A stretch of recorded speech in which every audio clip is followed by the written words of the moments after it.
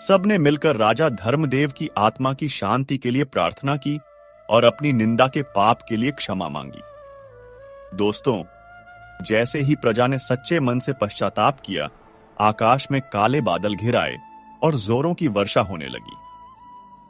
कुछ ही दिनों में मगध की सूखी धरती फिर से हरी भरी हो गई और अकाल समाप्त हो गया।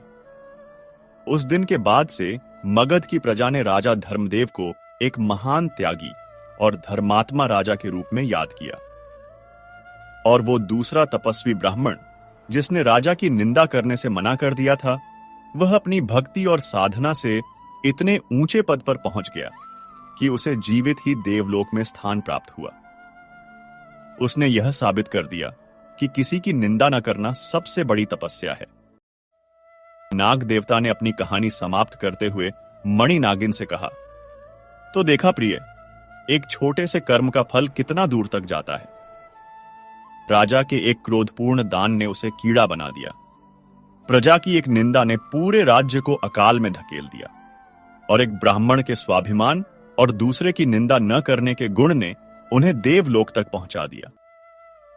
मणि नागिन ने अपने पति के चरणों में सिर झुकाकर कहा, स्वामी, आज आपने मुझे केवल एक कहानी नहीं बल्कि जीवन जीने का सच्चा मार्ग दिखाया है। मैं इस ज्ञान को सदा याद रखूंगी। उस दिन के बाद मणि पर्वत पर रहने वाले उस नाग और नागिन के जोड़े का जीवन और भी पवित्र और प्रेमपूर्ण हो गया। वे दोनों जानते थे कि हर कर्म, चाहे वह छोटा हो या बड़ा, अच्छा हो या बुरा, अपना फल जरूर देता है। मित्रों, यह कहानी हमें यही सिखाती है कि हमें अपने जीवन में 3 बातों का हमेशा ध्यान रखना चाहिए।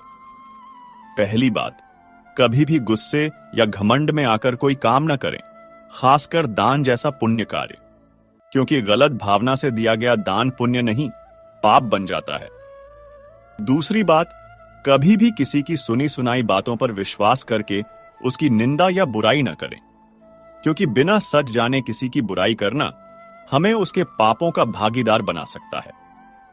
और तीसरी और सबसे महत्वपूर्ण बात, हमेशा अपने कर्मों को शुद्ध रखें, क्योंकि हम जो भी करते हैं वह घूम फिरकर एक दिन हमारे पास ही लौट कर आता है।